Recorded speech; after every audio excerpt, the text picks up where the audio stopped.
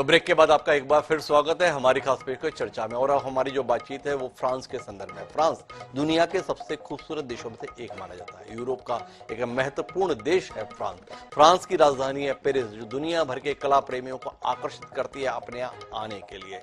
लेकिन वो फ्रांस इस समय धधक रहा है, वो पेरिस भी इस समय धधक रहा है। और धधकने की ये घटना कल परसों की नहीं है, बल्कि 27 जून से ये सिलसिला चल रहा है। यानी पूरा एक सप्ताह होने को आया है जब फ्रांस में अशांति का वातावरण बना हुआ है। और फ्रांस में ये अशांति क्यों है? फ्रांस में ये अशांति एक समय पर अपने यहाँ शरणार्थियों का खुले दिल से स्वागत करने के कारण आई हुई है, ऐसा तमाम लोगों के आकलन का निष्कर्ष है।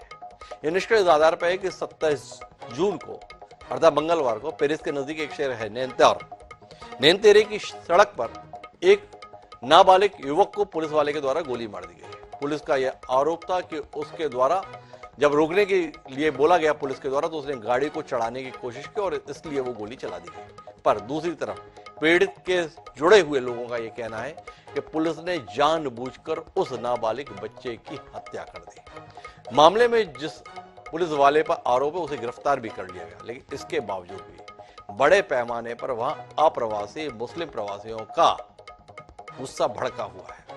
और गुस्से का नतीजा यह है कि तकरीबन 5000 से गाड़ियों में आग लगा दी गई है। 1500 से ज्यादा इमारतों को बड़े पैमाने पर नुकसान पहुंचाया गया है।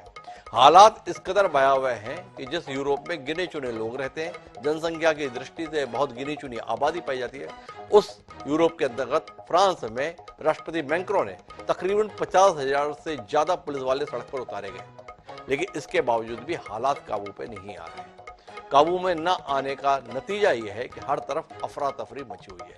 यहाँ की आग बेल्जियम तक भी पहुंची हुई है। तो कुल मिलाकर हर तरफ अराजकता दिखाई दे रही है। लोग अब इस अराजकता के संदर्भ में फ्रांस की उस नीति को जिम्मेदार ठहरा रहे हैं जिसके तहत शरणार्थियों के संदर्भ में मानवीयता दिखाने की बात कही जाती थी।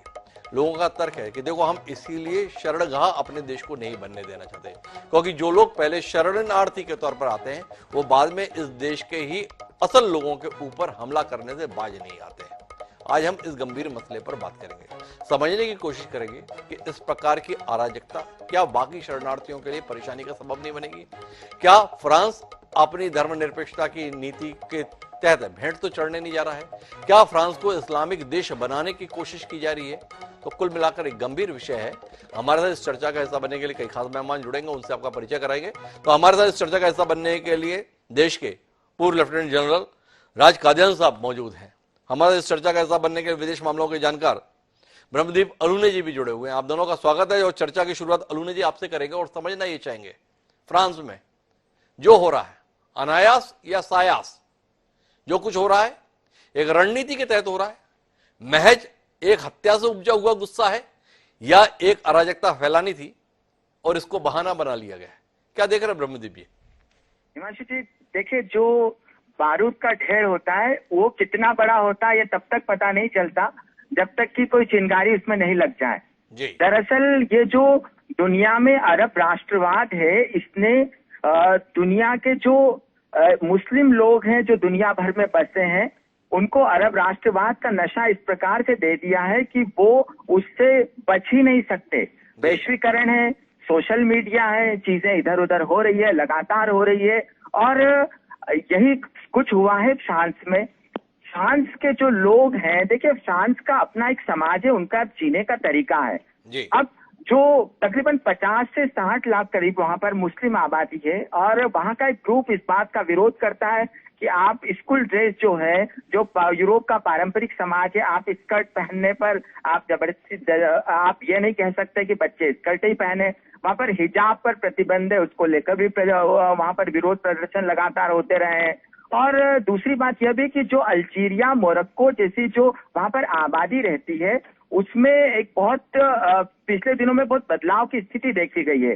देखिए, जो कैथोलिक लोग हैं या जो प्रोटेस्टेंट हैं, तो उसमें जब जब झगड़े बढ़े तो जो खासकर काले लोग हैं उनका तेजी से उस नफरत के कारण उन्होंने धर्म परिवर्तन करना शुरू हुआ है। मतलब कि देश में इस्लामीकरण तेजी से होने लगा है। से जो फ्रांस का मूल समाज है उसका गुस्सा निरंतर बढ़ता गया। दूसरी तरफ जो कट्टरपंथी ताकतें वो मजबूत हो रही है। अब आप देखिएगा एक जो वैश्विक स्तर पर इन चीजों का क्या फर्क पड़ रहा है। वैश्विक स्तर पर यह पड़ रहा है कि आप ईरान में अल्पसंख्यकों को बर्दाश्त करते नहीं है। सऊदी अरब में एक बंदा जो है भारतीय, वो अपने दरवाजे पर स्वस्तिक का चिन्ह लगा देता है तो आप उस पर केस दर्ज कर देते हैं और कहते हैं कि स्वस्तिक चिन्ह यहाँ पर मान्य नहीं है।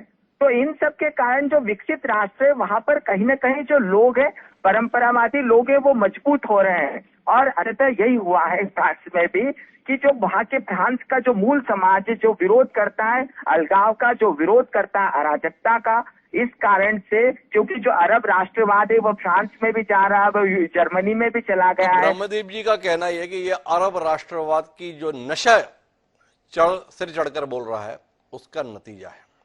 पर मैं इस विषय को थोड़ा विस्तार से समझने के लिए राजकादन साहब आपके पास आना चाहता हूं। फ्रांस एक विकसित देश, फ्रांस एक सुव्यवस्थित देश, फ्रांस एक पढ़े लिखे लोगों का देश, पर वहां अराजकता का जिस प्रकार का वातावरण बना है उसे आप किस तरीके से देख पा रहे हैं? क्या यह सरकार के खिलाफ गुस्सा है या उस देश की डेमोग्राफी को बदलने के संदर्भ में चल रहे अभियान का एक नया मुकाम है? मानशो जी, ये सब चीजों का मिक्स है जी। ये एक यूथ की डेथ होना तो एक स्पार्क है, वहां पर कारण है गरीबी, अनएम्प्लॉयमेंट, पुअर और रिच के बीच में फर्क जी, प्राइस राइज, टैक्सेशन। जो मौजूदा सरकार है ये उनके टेन्योर में दूसरे राइट्स है। जी। 2018 में जब उन्होंने डीजल की प्राइस बढ़ाई, जो कि आम आदमी इस्तेमाल करता है, उस वक्त शुरू हुए थे, वो प्राइस पीछे करनी पड़ी। तो ये तो बहाने हैं, लेकिन घूम फिर के पूरे पश्चिमी देशों में जो पहले कॉलोनाइजर थे जी, रेशियल डिस्क्रिमिनेशन कारण बन जाता है। हालांकि फ्रांस मेरे हिसाब से बड़ा लिबरल कॉलोनाइजर था, उन्होंने बड़े मिक्स किया कॉलोनी के साथ, आपस में शादियां भी की और इंडिपेंडेंस देने के बाद बहुत सारे लोगों को नागरिकता की। वही लोग अभी, क्योंकि गरीबी और अमीरी में प्रेसिडेंट मैक्रोन की सरकार तो अमीरों की सरकार माना जाता है कि ये टैक्स गरीब आदमी से ले रहा है और फायदा कंपनीज को, इंडस्ट्रीज को हो रहा है। ये सब देशों में, फ्रांस अकेला नहीं है, इंग्लैंड में भी यही है, नहीं है तो हो जाएगा। ये रेशियल जो प्रॉब्लम है between the local and the non local, this is going to, America में यही है बिटवीन ब्लैक एंड व्हाइट, कहीं ना कहीं स्किन के कलर पर आके रुकती है। फ्रांस में भी यही हाल है, लिबरल कंट्री है, बड़े सब हैं जैसा आपने खुद कहा, लेकिन गरीबी, अनएम्प्लॉयमेंट, ये हो, फिर एक कोई बहाना मिल जाता है, फिर राइट शुरू हो जाते हैं, फिर तो मोमेंट आ जाता है। काजी साहब, लेकिन आपसे एक बात समझना चाहूंगा, जैसे ब्रह्मदीप जी ने हमारा ध्यान दिलाया और ब्रह्मदीप जी का यह कहना है कि कुल मिला के अरब राष्ट्रवाद इस अराजकता के संदर्भ में जो फ्रांस में बन रही है, इसके लिए भी मुस्लिम अप्रवासियों को जिम्मेदार ठहराया जा रहा है और पूरी दुनिया में इस बात पर बहस शुरू हो गई है कि क्या हमें अपने देश को शरणगाह बनने देना चाहिए। खासतौर पर भारत में भी इसको लेकर बात हो रही है। क्या मानते हैं आप? इस प्रकार की अराजकता फैलाकर ये शरणार्थी बाकी लोगों के लिए समस्या पैदा नहीं कर रहे? जी कादिन साहब। अच्छा, मुझसे पूछ रहे हैं। देखिए, एक तो अच्छी बात है हिमांशु जी के कल से राइट का जो प्रकोप था वो कम होता जा रहा है, शांति आती जा रही है। करीब बहुत सारे पुलिसकर्मी डिप्लॉयड हैं, बहुत सारा को अरेस्ट किया है, तो इसकी सीमा होती है। लेकिन ये गुस्सा है जो उभरता है, अगली बार किसी और स्पार्क से उभर जाएगा। ये रेशियल भी है, ये रिलीजियस भी है, ये स्किन कलर भी है। तो तीन चीजों के संदर्भ में बोल रहे हैं राजकादन साहब। ये रंग भेद के तहत भी है, ये अमीर गरीब का भेद भी है और ये धर्म के आधार पर भी है। पर मैं अतिकुर रहमान साहब जैसा हमारे साथ स्कॉलर जुड़ा हुआ है, और रहमान साहब आपसे जानना चाहेंगे, फ्रांस के संदर्भ में मुसलमानों को, इस्लाम के प्रति आस्था रखने वालों को एक अराजकतावादी के तौर पर ही देखा जा रहा है लगातार, कि वहां पर अगर कुछ भी अप्रिय घटित होता है तो मूलतः उसके पीछे इस्लामिक चरमपंथियों का हाथ होता है। वर्तमान में भी जिस प्रकार का घटनाक्रम घटित हो रहा है, इसमें यही कहा जा रहा है कि देखो, ये लोग इस हंसते खेलते देश में अशांति का वातावरण निर्मित कर रहे हैं। आप किस नजरिए के साथ हैं? देखिए डॉक्टर साहब, इसको तो नजरअंदाज नहीं किया जा सकता है जी कि जहां कहीं भी मुस्लिम मेजोरिटी एरियाज हो जाते हैं, मुस्लिम मेजोरिटी बन जाती है और एक मूल किस्म के लोग अपने पैर जब पसारने लगते हैं तो वहां पर इस्लामाइजेशन आना एक हमने बहुत ही देखा स्वाभाविक बात हो जाती है, नेचुरल बात हो जाती है जी। सवाल यहां पर यह उठता है डॉक्टर साहब कि क्या ये सिर्फ इस्लामिक है जी। क्या ये सिर्फ एक कट्टरवाद है जो कि जन्म ले रहा है और फैल रहा है? जैसा कि कादियान साहब ने अभी अभी हमें बताया कि एक मल्टीफेसेटेड फिनोमिना हो जा रहा है।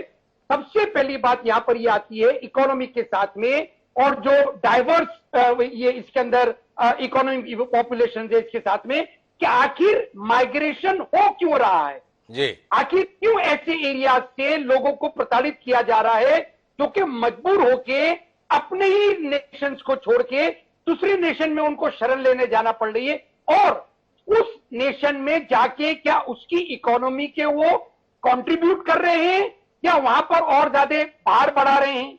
तो ये अगर हम इन चीजों को गौर तलब करें तो आखिर फ्रांस जैसे मुल्क के अंदर जो कि सिक्योरिटी काउंसिल का मेंबर है, क्या इस चीज को हमको ध्यान में नहीं रखना चाहिए? क्या उसकी सिक्योरिटी इंटेलिजेंस इतनी कमजोर हो गई कि उसने इलीगल माइग्रेशन होने दिया, और ये इलीगल माइग्रेशन होने के साथ साथ इतना पैर इन लोगों ने जमा लिए कि वो आज पूरे नेशन को अपनी बंदूक के नोक पर रखे हुए हैं।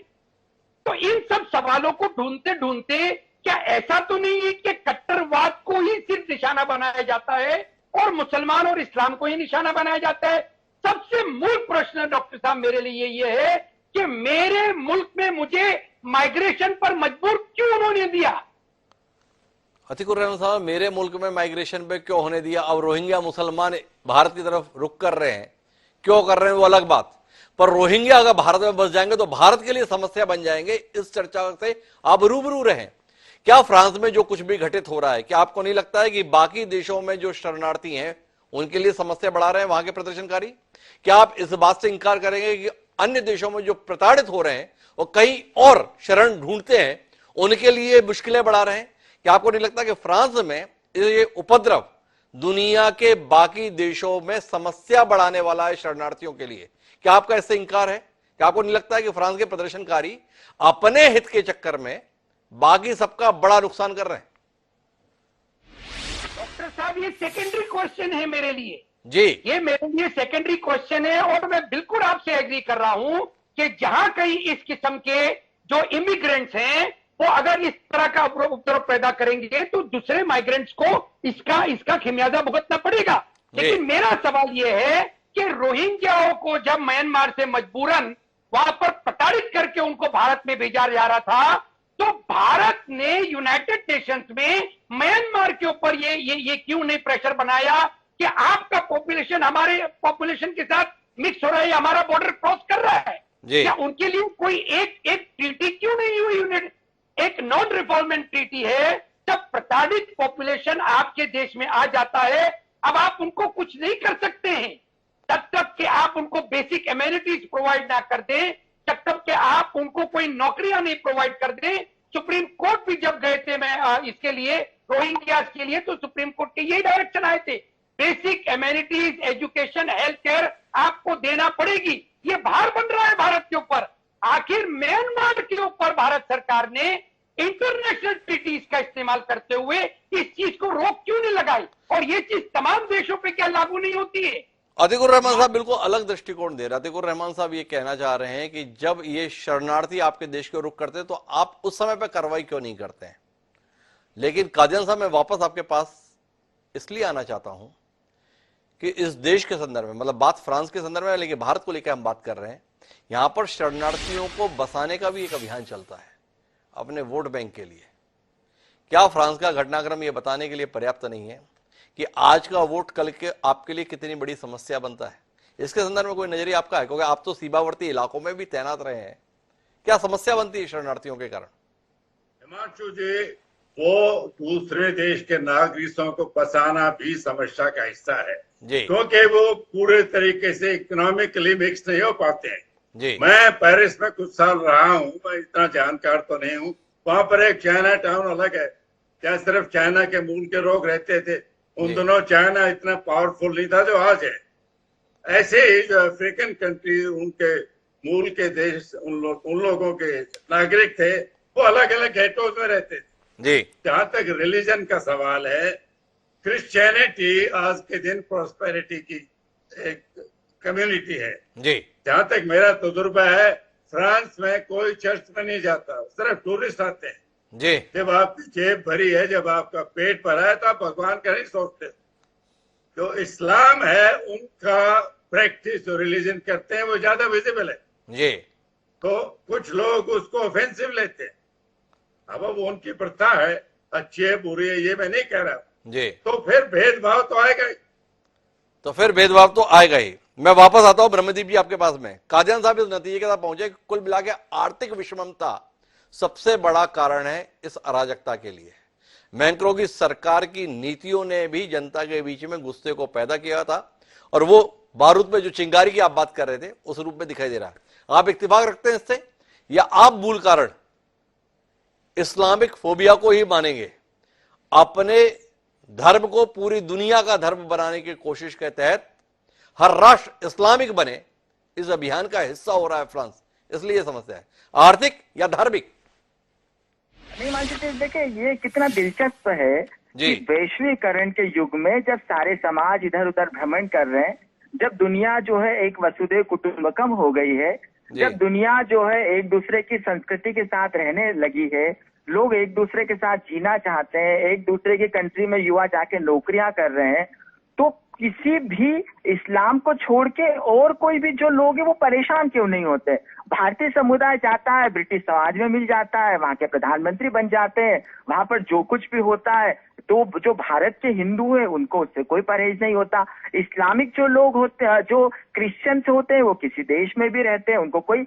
बात यह है, मैंने एक बात जो कही थी अरब राष्ट्रवाद की, कि जो अरब मुस्लिम्स जो है वो जिस भी देश में जाते हैं उस देश की संस्कृति से जब तक वो समन्वय नहीं बनाएंगे तब तक ये जो सांस्कृतिक टकराव है ये दुनिया में बढ़ेगा। और दुख अफसोस इस बात की है कि वैश्वीकरण के युग में जब इस्लामिक कंट्रीज का जो विकास होना था, तो उन्होंने विकास के बजाय, आप इस्लामिक ओआईसी को देख लीजिए, ओआईसी ने स्वीडन में जब पवित्र ग्रंथ कुरान को जलाया तो विरोध करने के लिए खड़ा हो गया। लेकिन यही जो सारे के सारे मध्य पूर्व से मुस्लिम, सीरिया से, अफगानिस्तान से यूरोप क्यों चाहते हैं? अमीरात अपने दरवाजे क्यों नहीं खोलता? ईरान अपने दरवाजे क्यों नहीं खोलता? सऊदी अरब अपने दरवाजे क्यों नहीं खोलता? मतलब आपको जब हिंसा करना हो, जब आपको किसी देश में अपने अधिकारों की बात करना हो, तो आप इस्लामिक ओआईसी को लेकर खड़े हो जाते हैं। लेकिन वहीं पर जब जो गरीब मुसलमान है वो जब परेशान होते तो आप उससे परहेज करते। कुल मिलाकर बात यह है कि इस दुनिया में जब दुनिया मिलकर रहना चाहती है, वहां पर आप यदि अपनी अरबी पहचान को, चाहे वो भारत हो, चाहे ब्रिटेन हो, चाहे दक्षिण अफ्रीका हो, यदि अरबी पहचान के प्रति प्रतिबद्धता जताएंगे तो दुनिया में संकट उत्पन्न होगा। फ्रांस में भी वही हो रहा है। वहां के जो मौलवी हैं जो अफगानिस्तान से गए हैं, वो लोग वहां के लोगों को कट्टरवाद की प्रशिक्षण दे रहे हैं, कट्टरवाद सिखाना चाहते हैं। जर्मनी में भी यही हो रहा है। और यही कारण है कि ये जो संकट है ये पूरी दुनिया में इस्लामिक लोगों के लिए संकट बढ़ता जा रहा है, क्योंकि कोई भी देश जो है वो इस्लामिक राष्ट्रों से आए हुए लोगों को, जो परेशान मुसलमान हैं, उनको शरणार्थी के तौर पर अपने यहाँ रोकने से बचेंगे, क्योंकि वो अब डरेंगे कि ये लोग हमारे देश में तो रहेंगे लेकिन हमारी संस्कृति का विरोध करेंगे, और यह सांस्कृतिक टकराव एक दिन हिंसा का कारण बन जाएगा। बड़ी महत्वपूर्ण टिप्पणी ब्रह्मदीप जी की है। अधिक रहमान साहब इस पर कोई टिप्पणी करेंगे?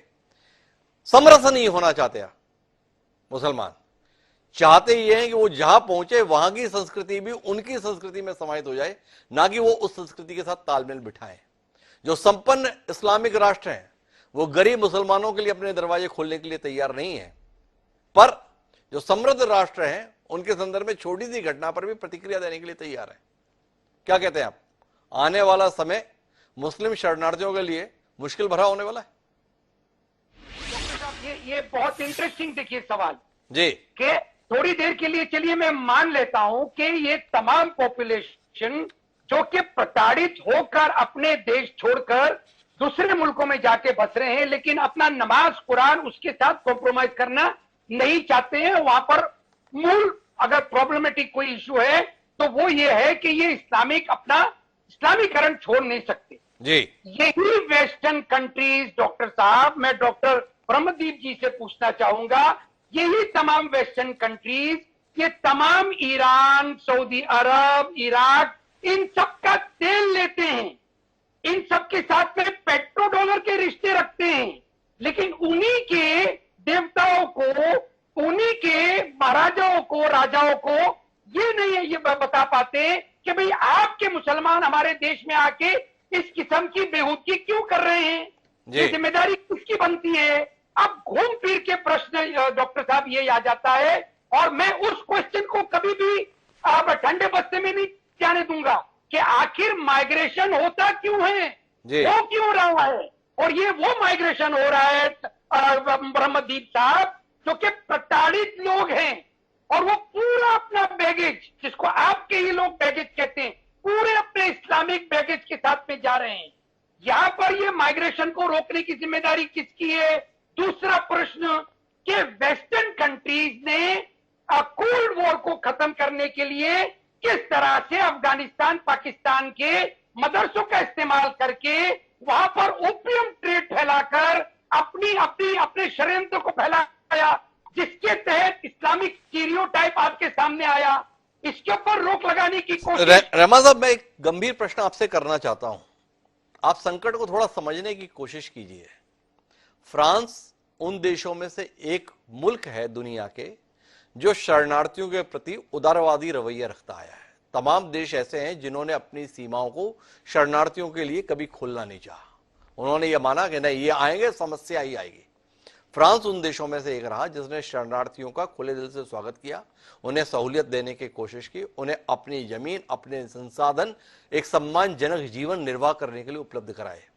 आज उस देश में जिस तरीके की अराजकता ये शरणार्थी निर्मित कर रहे हैं, क्या आपको नहीं लगता कि बाकी देशों को विचार करना पड़ेगा कि हम किसी शरणार्थी के लिए अपना दरवाजा तो छोड़िए, एक झिर्री भी खोले कि नहीं खोले। क्या आपको नहीं लगता है कि ये शरणार्थी अपनी इन करतूतों से बाकी सबके लिए परेशानी का सबब बन रहे हैं, दुनिया में उदारता को खत्म कर रहे हैं। जिस मानवीयता की अपेक्षा हम समाज से करते हैं, उस मानवीयता के संदर्भ में सोचने से भी लोग डरेंगे। लोग इस बात से डरेंगे कि इनमें से कोई भी अगर हमारे घर के अंदर दाखिल हो गया तो हमारा घर में हम ही बेघर ना हो जाए। इस चिंता के संदर्भ में भी तो कुछ कहिए ना। देखो रहमान साहब, ये पूरा आपका जो संदर्भ है क्वेश्चन का, मैं इसको कहूंगा कि ये पूरी तरह से स्कैर मॉन्गरिंग है। सबसे पहली बात जी, आज तक के, और ये बात हकीकत आपने कही कि फ्रांस ने माइग्रेटेड पॉपुलेशन के लिए अपने दरवाजे खोले।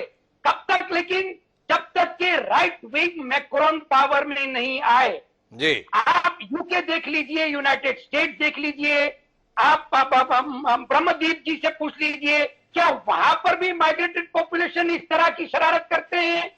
नहीं करते हैं। उन्होंने अपने आप को एसिमिलेट किया है, और वहां की सरकारों ने उनके एसिमिलेशन के लिए ग्राउंड्स तैयार किए हैं। ये तमाम देशों में नहीं हो रहा है, लेकिन स्टीरियोटाइप बनाना आसान है, इल्जाम लगाना आसान है। मुसलमान और इस्लाम को बदनाम करना, जो कि एक वेस्ट कॉन्स्पिरेसी थी, वो अब जाकर आ रही है हमारे देश में। मोदी सरकार के रिजीम के अंदर किस तरह से इस्लामोफोबिया क्रिएट किया जाए और मुसलमानों को बदनाम किया जाए। तो अधिकुर रहमान साहब, इस नतीजे के साथ में कि वर्तमान में फ्रांस में जो सरकार है वो अतीत की नीतियों से विचलित हुई है। मैक्रों की सरकार एक दक्षिणपंथी सरकार है जिसने उदारवादी रवैया छोड़ दिया शरणार्थियों के प्रति, इसलिए वहां पर ऐसे हालात बन रहे हैं। जिन मुल्कों में उदारवादी सोच के लोग मौजूद है वहां पर ऐसी दिक्कत नहीं आती है। भारत के संदर्भ में भी उनकी दलील है कि यहाँ पे इस्लामोफोबिया बनाएगा। सरकार जैसी भी हो, उसकी नीति जैसी भी हो, पर जिन लोगों को अगर अतीत में शरण दी गई थी, क्या समय गुजरने के साथ वो उस देश में समस्या बनकर सामने आएंगे? ये सवाल अनुत्तरित नहीं रह सकता। जो प्रदर्शन कर रहे हैं, जो प्रदर्शन की आड़ में फिर अराजकता फैला रहे हैं, उनसे यह सवाल पूछा जाएगा, और इस सवाल का अगर उन्होंने जायज उत्तर नहीं दिया तो आने वाले समय में शरणार्थियों के लिए कहीं का भी दरवाजा खुलना बड़ा मुश्किल हो जाएगा। इस पर विचार होना चाहिए। आप तीनों मेहमानों को बहुत बहुत धन्यवाद हमारे साथ इस चर्चा का हिस्सा बनने के लिए। समय है अब आज के शेर का। हमारा आज का शेर इस विसंगति को समर्पित कुछ यूं है कि इरादा था कि अब के रंग ये दुनिया देखना है, इरादा था कि अब के रंग ये दुनिया देखना है, खबर क्या थी कि अपना ही तमाशा देखना है। हसन अब्बास रजा ने जो ये बात कही थी, ये फ्रांस पर बखूबी लागू होती है। फ्रांस ने दुनिया को दिखाना चाहता कि हम कितने उदार सोच के लोग हैं। उदारता ने उसका क्या हाल कर दिया कि खुद का तमाशा बन गया। तो विचार होना चाहिए। और इसी के साथ अब मुझे दीजिए इजाजत, कल फिर मिलेंगे नए विषय के साथ। तब तक के लिए सदा प्रणाम।